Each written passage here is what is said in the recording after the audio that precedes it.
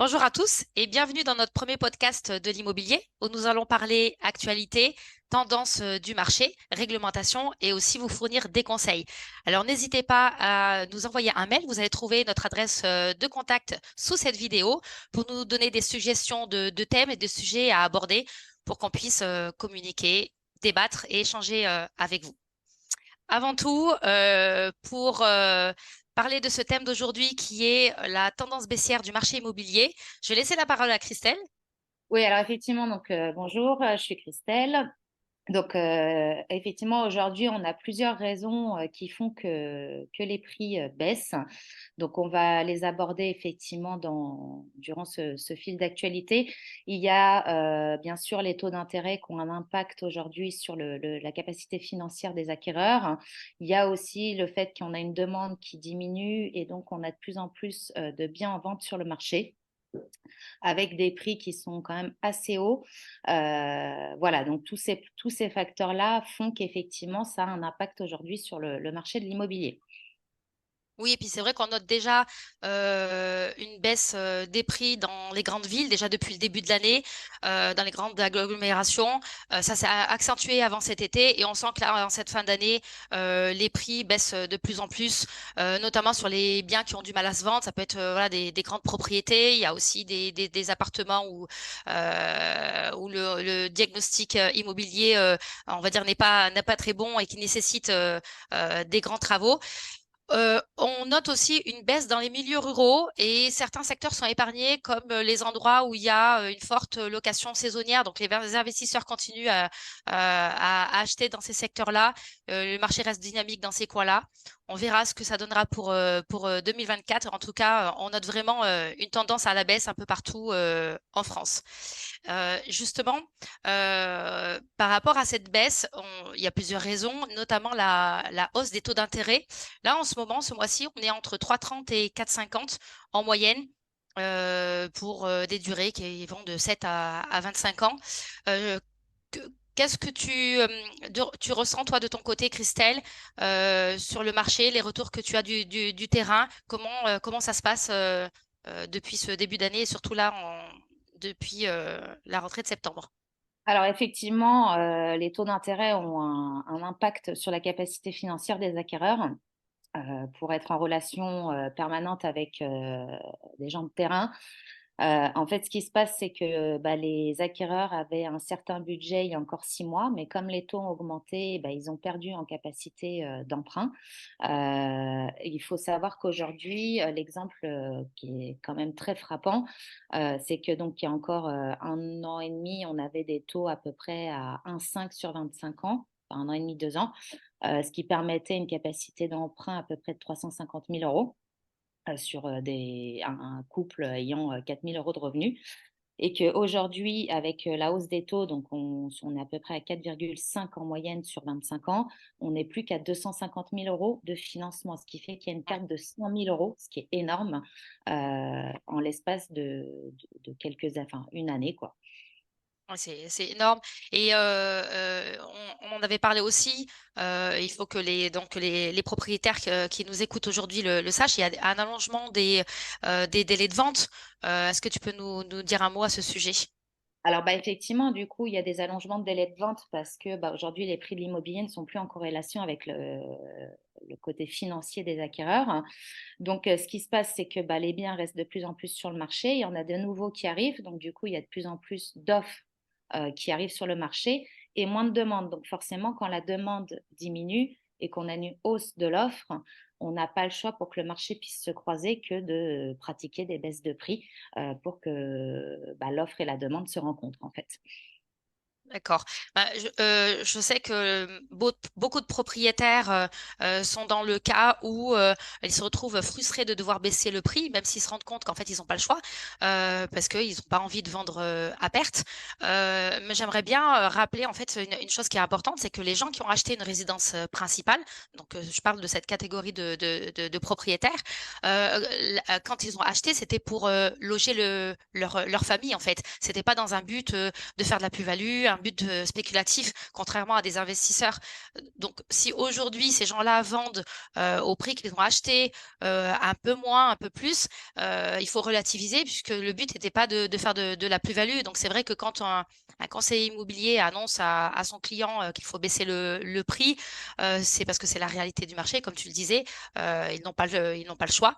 Ou alors d'attendre pour ceux qui ne sont pas pressés. Ça rejoint ce que tu disais tout à l'heure sur les 4D de l'immobilier. Certaines personnes n'ont pas le choix que de vendre maintenant et d'autres peuvent attendre. Donc ceux qui peuvent attendre à la limite peuvent tenter de vendre à un prix correct, mais d'autres n'auront pas le choix. Alors attention sur l'attente parce qu'on n'est pas non plus vers des taux d'intérêt qui sont partis pour baisser, Oui. en tout cas pas tout de suite. Donc tout dépend de ce qu'on appelle l'attente, mais peut-être que le prix qu'on vous conseille aujourd'hui le sera plus dans quelques mois et qu'on devra encore de nouveau baisser les prix. Donc pour ceux qui ont un réel besoin de vendre maintenant, il faut vraiment suivre les conseils en fait des professionnels de l'immobilier sur les prix. Eux sont confrontés à ça tous les jours avec différents clients et acquéreurs. Ils connaissent le financement de leurs clients. Donc voilà, vraiment suivre. Là, on est dans un marché où il faut prendre conseil auprès des professionnels de l'immobilier, hein. Oui, tout à fait. Ce que tu dis, c'est important, surtout que là, sur les 2, 3 derniers jours qui viennent de passer, on a des informations de la Banque centrale européenne qui communique régulièrement et son avis sur le sujet, c'est de maintenir les taux actuels pour 2024. Donc, les taux ne baisseront pas. Et pour les propriétaires qui pensent que les taux vont peut-être baisser, donc ces acquéreurs-là vont pouvoir avoir une capacité d'emprunt plus importante, c'est quasi impossible d'après ce qui se dit aujourd'hui. C'est Alors ça. justement, l'État, pour pallier à ça, travaille sur des aides. On n'a pas encore toutes les informations aujourd'hui, mais on y reviendra sur un autre podcast qui sera dédié aux aides sur le neuf et l'ancien. Donc soit ce sera un podcast pour les aides en général, ou alors peut-être un pour l'ancien et un pour le neuf. Je sais que les investisseurs sont assez attendent impatiemment, et puis notamment les primo-accédants. Donc on y reviendra dans un podcast prochain quand on aura beaucoup plus d'éléments et en tout cas des éléments concrets à vous communiquer. Je vais juste rappeler qu'il faut pas oublier de s'abonner à notre chaîne. Et n'hésitez pas aussi à nous soutenir avec un petit like si ce genre de sujet vous intéresse. Et abonnez-vous pour pouvoir justement être informé. On est très présent aussi sur LinkedIn, Facebook et Instagram, sur notre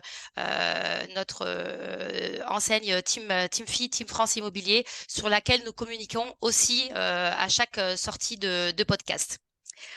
Pour finir sur ce sujet, même si je sais qu'on peut en parler pendant des heures, n'est-ce pas?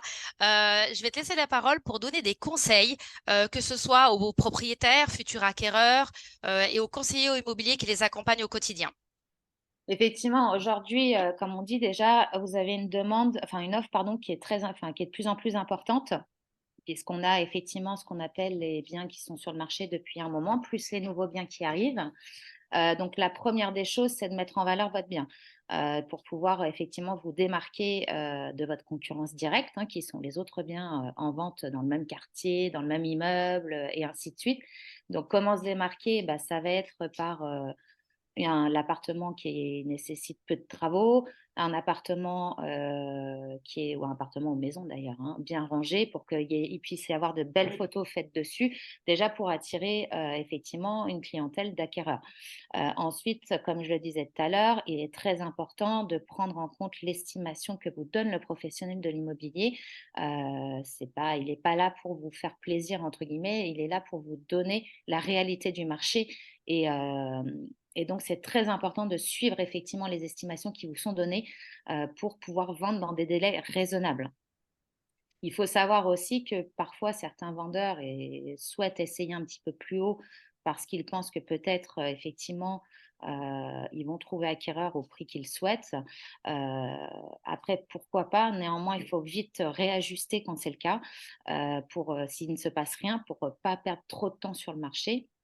Et puis, ce qui est important aussi, au-delà de l'estimation, donc la mise en valeur du bien, ça on l'a dit, et puis de prendre vraiment voilà, tous les conseils que le professionnel de l'immobilier peut vous donner pour pouvoir vendre.